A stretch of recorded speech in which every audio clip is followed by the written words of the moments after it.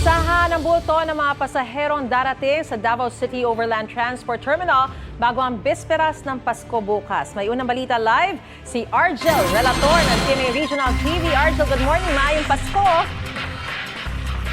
Maris, 2 araw bago magpasko, patuloy ang pagdating ng mga pasaherong bibiyahe papunta sa ibang probinsya mula rito sa Davao City Overland Transport Terminal.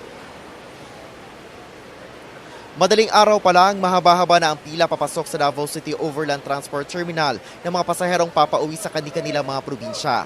Mahigpit na seguridad ang ipinapatupad ng mga otoridad.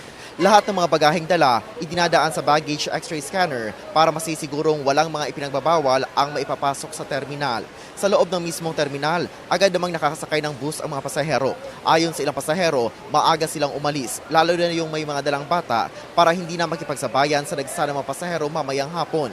Inaasahan ng DCOT Management ang bulto ng mga pasaherong darating ngayong araw sa huling araw ng pasok ng mga opisina bago ang bisperas ng Pasko bukas. Sa monitoring ng pamunuan ng terminal, simula noong Biyernes, umaabot na sa 1,000 hanggang 1,500 bus trips bawat araw o katumbas ng 80,000 na pasahero.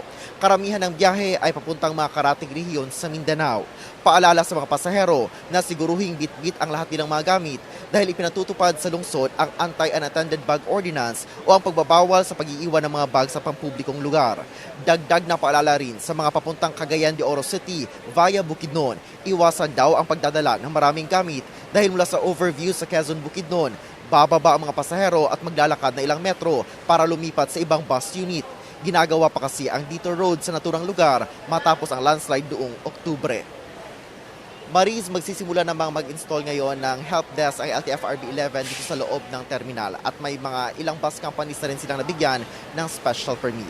Yan ang latest mula rito sa Davao City. Ako si Argel Relator ng GMA Regional TV para sa GMA Integrated News. Maraming salamat, Argel Relator ng GMA Regional TV. Gusto mo bang mauna sa mga balita? Mag-subscribe na sa GMA Integrated News sa YouTube at tumutok sa unang balita.